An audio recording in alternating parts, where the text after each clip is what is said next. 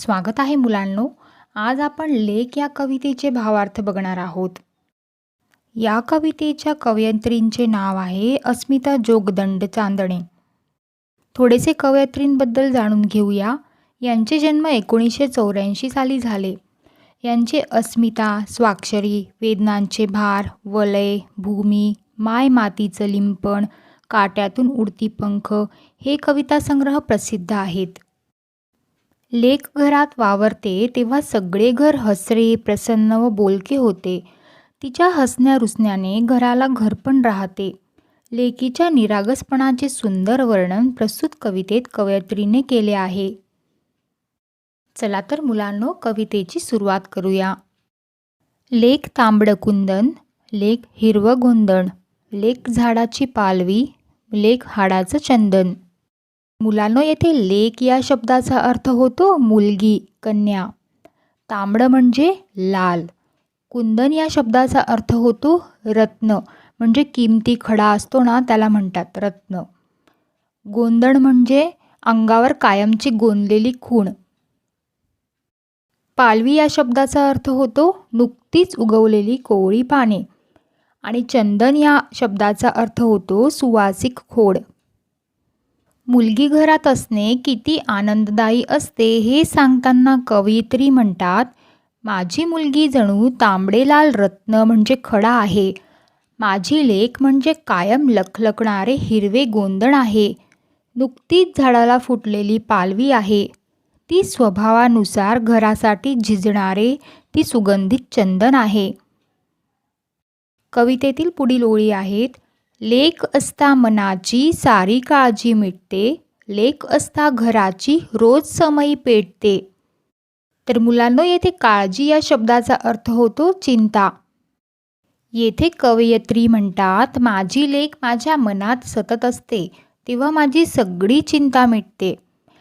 ती जेव्हा रोज घरात असते तेव्हा मंद समयीची ज्योत तेवत राहावी तसा घरभर प्रकाश पडतो. कवितेतील पुढील ओळी आहेत. लेक नसता घरात आस लागते उरास, वेळ जागीच थांबते आणि मनही उदास. तर मुलांनो, येथे आस या शब्दाचा अर्थ होतो ओढ, तीव्र इच्छा. उरात या शब्दाचा अर्थ होतो हृदयात, मनात. उदास या शब्दाचा अर्थ होतो नाराज. येथे कवयित्री म्हणतात, माझी मुलगी जेव्हा घरात नसते तेव्हा माझ्या मनाला तिची ओढ लागते. वेळ थांबल्यासारखी स्तब्ध होते आणि माझे मन उदास होते. तिच्या विना वेळ जाता जात नाही. कवितेतील पुढील ओळी आहेत. अशी चिमणी बोलकी साऱ्या घरात हसते, थोडे रागावले तर मग रुसून बसते. येथे कवयित्री म्हणतात, चिमणीची चिवचिव असावी तशी माझी लेक साऱ्या घरभर हसत खेळत बोलत राहते तेव्हा मला आनंद होतो. पण मी जरा देखील तिच्यावर रागावले की ती मग रुसून बसते. कवितेतील पुढील ओळी आहेत. सारे जगही रुसले तरी पर्वा करू नये, पण आपली पाकळी कधी कधी रुसू नये. तर मुलांनो, येथे पर्वा न करणे याचा अर्थ होतो चिंता न करणे, काळजी न करणे.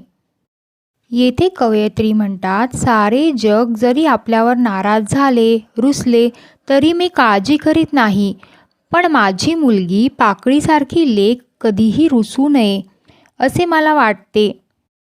कवितेतील पुढील ओळी आहेत. फक्त लेकीला कळते अरे निसर्गाची भाषा, काळ्या रात्रीला लागते कशी सकाळची आशा. येथे कवयित्री म्हणतात, माझ्या मुलीलाच फक्त निसर्गाचे बोल कळतात. अंधाऱ्या रात्रीनंतर आश्वासक आशादायी सकाळ उगवते, तशी माझी लेक मला जीवनदायी प्रकाशमय आहे. तर मुलांनो, या कवितेचा भावार्थ येथेच समाप्त होत आहे. हा व्हिडिओ पाहिल्याबद्दल सर्वांचे मनापासून खूप खूप आभार. जर हा व्हिडिओ तुम्हाला आवडला असेल तर या चॅनलला नक्की सबस्क्राईब करा आणि नवीन व्हिडिओच्या नोटिफिकेशन मिळवण्यासाठी सोबत जो बेल आयकॉन दिला आहे त्यालाही नक्की प्रेस करा.